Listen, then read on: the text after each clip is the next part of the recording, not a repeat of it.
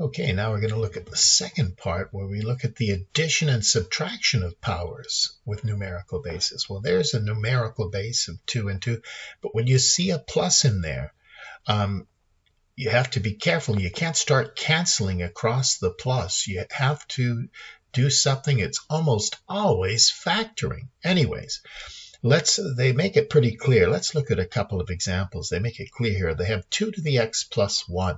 Well, you can write that as 2 to the x times 2 to the 1. That's using the first law of exponents, but kind of going backwards.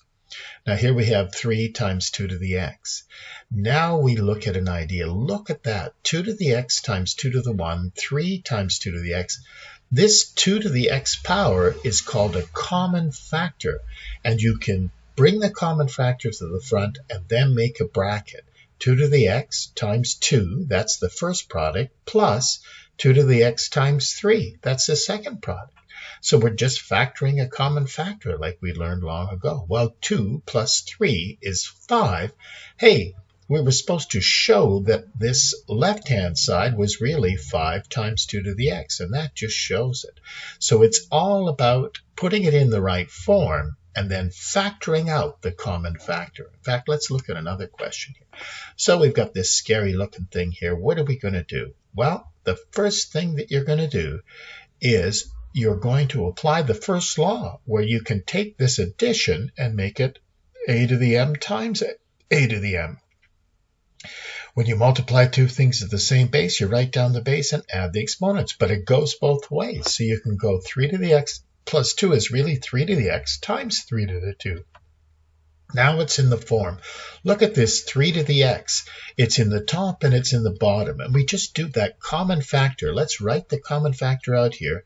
And then 3 to the x times 3 squared gives me this. Now 3 to the x, how are we going to get 3 to the x? Just multiply it by 1, by minus 1. There's a 3 to the x in the bottom of both here. We factor it out. And we get 3 to the 1 there and 3 to the minus 2 there. Well, the big thing is here, we factorize that 3 to the x in the numerator and the denominator, then it cancels. Then we just have to work out what's 3 times 3 squared. Well, it's 9 minus 1. What's 3 to the 1? It's 3. 3 to the minus 2 is 1 over 3 squared. Now, at this stage, well, you can go 9 minus 1 is 8. This is 3 minus 1 over 9. If you want, you could put this in your calculator.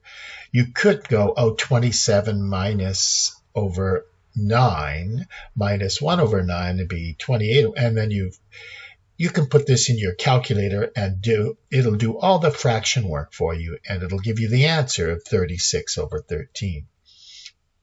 You should be able to, I guess, work it out, but that's 27 over 9 minus 1 over 9 would give you 26 over 9. When you turn it upside down and reduce it, you're going to end up with this 36 over 13. Type that in your calculator and see if you don't get that. I bet you do.